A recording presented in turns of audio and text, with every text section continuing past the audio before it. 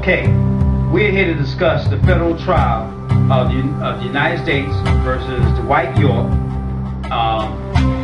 who was incarcerated on May 8, 2002 AD by the United States government. Now, I want to address one very, very important issue. This is how you know that this case against His Excellency Reverend Dr. Malachi Kobe York is totally bogus. They had no idea of anybody committing any particular crimes.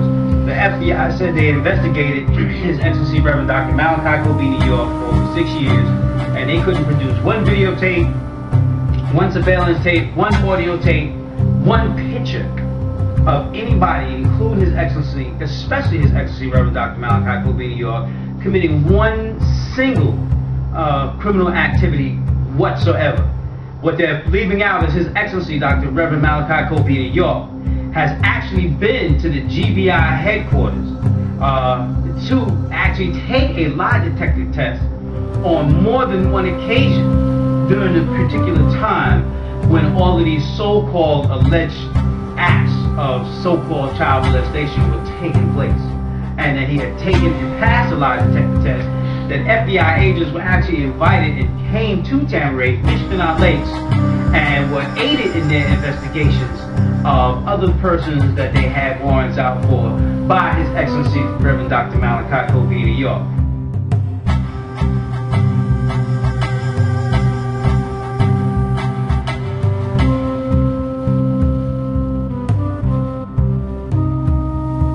Yes, as a matter of fact, the FBI did come to the Holy Land, 44 Shady Dale Road, located in Putnam County, Georgia, on more than one occasion to investigate His Excellency Reverend Dr. Malachi Kobe York, who voluntarily went with the FBI to FBI headquarters and voluntarily took a lie detector test twice and passed both tests. FBI agents were invited to come back to the land. GBI agents were invited to come back to the land, and they did come. They fished on our land. They walked the property openly, just like everybody else was invited to come. We didn't have any gates. We had a pylon with no gates. So yes, they did come. They did investigate. They did give His Excellency Reverend Dr. Malachi Kobe York a lie detector test. He did cooperate voluntarily, and he was found to be totally innocent. Now you telling me after 6 years of the FBI investigating, right? All of a sudden, just out of the clear blue, they come up with 200 counts of so-called child molestation, a Mann Act, a RICO Act. Where'd they get that from? Because they had no evidence at the federal trial, no physical evidence, no DNA evidence, no videotape evidence, no pictures, no audio tapes. The medical exams came back with no evidence whatsoever. So, if there were any crimes being committed, how is it that through 6 years of FBI investigation, after being given lie detector tests, after going to the FBI headquarters, after FBI agents roaming the land as freely as anybody else, how come they didn't have one shred of evidence, no DNA evidence, no videotapes, not a picture, not an audio tape, no medical evidence whatsoever? How did they even come about with the people, the sisters who were arrested with His Excellency Reverend Dr. Malachi Kobe York, who was Kathy Johnson, Sandra Lumpkin, Khadijah Merritt, and Astaire Cole? I'm going to show you how. In 1999 AD, His Excellency Reverend Dr. Malachi Kobe York, as well as the members of the Ancient Egyptian Order, put out this AAO magazine. Okay? Within this AAO magazine, and it's entitled, "What Race Were the Egyptians?" Okay, why is this so important? This is where these devils, the federal government, Howard Richard Seals, as well as the members of the FBI who took place in the U.S. District Attorney Fred Bright, Dawn Baskins, as well as Richard Moultrie, as well as Attorney Max Wood, came up with the names for the indictment. You see here His Excellency Reverend Dr. Malachi Kobe York, as well as his wife, Kathy Johnson, in the traditional garb of the ancient Egyptians, right? Also, throughout this whole entire magazine, you will see pictures of the original ancient Egyptians, as the pictures were depicted as these grave robbers pull the statues out of the graves and tombs of our ancient ancestors, and you see how dark-skinned that they were, okay? As well as telling the whole story of how they, as they always do, supplanted themselves in our place as the original ancient Egyptians, okay? But we made it very clear to the world about the original people of Egypt and how they were dark-skinned people. All right, now, further proof of this, of the dark-skinned heritage and the fact that we as Africans are actual descendants of the ancient Egyptians who contributed everything to the society, mathematics, the higher sciences, okay? And then what you have here, an actual picture of Chandra Lumpkin. Let's get that steady for you. Chandra Lumpkin next to a picture of an ancient Egyptian bust of one of our ancient ancestors, as well as Khadija Merritt, an actual picture of her, as well as another ancient bust of one of our ancient Egyptian ancestors.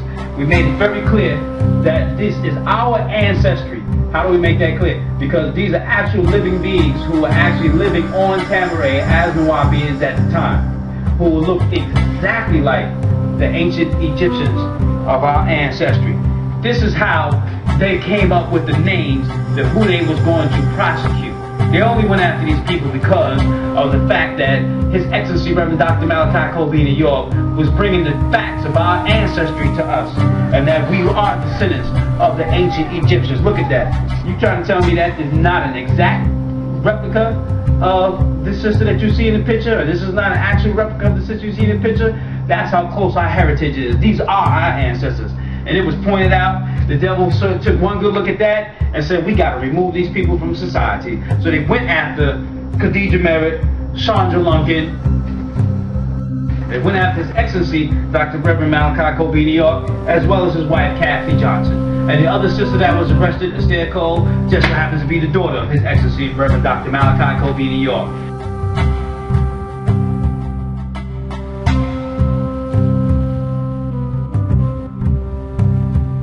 When these sisters were arrested, His Excellency Reverend Dr. Malachi Kobe New York was being tortured, given sleep deprivation. They would come to his cell in the middle of the night and wake him up with loud sounds and rackets. They weren't giving him his medication so that he was, because he suffers from acute hereditary angioedema, a condition where his internal organs can have allergic reactions, even swelling up, such as his throat swelling up, closing in, and his throat closing so that he cannot breathe, and they denied his medication. And when they came to him, his attorney at the time, who was Edward T. Garland from the Garland & Lowe law firm, as well as Manny Aurora from the same firm, only visited him in the space and time of the 2 years that he was incarcerated one time to talk about money. That was it. After taking $1.5 million, they only came back to convince him, to try to convince him to take this plea bargain. They told him that if he didn't take the plea bargain, these sisters would suffer, that these sisters would suffer being in jail because of him, that if he took the plea bargain, that these sisters would be set free. The plea bargain was for 15 years, and it was eventually rejected. A plea bargain that even the prosecution came up, rejected by the judge, C. Asher Royal, because of his vindictiveness, him wanting to get back at His Excellency Reverend Dr. Malachi Kobe New York. Now, if you was a man, and this was your daughter, and your wife, and sisters you know were totally innocent, what would you do if you were being threatened by your own attorney, if you were being tortured, so you know that they were being tortured, and that Kathy Johnson, that she was being deprived of her medication, and she suffers from a condition of MS? What would you do as a man, other than take that plea bargain, just so them sisters will be set free and not be at the hands of the devil? Because that's what a real man do. We don't leave our women in the hands of the devil. So His Excellency Reverend Dr. Malachi Kobe New York, yes, took that plea bargain on behalf of the safety and the well-being of those sisters.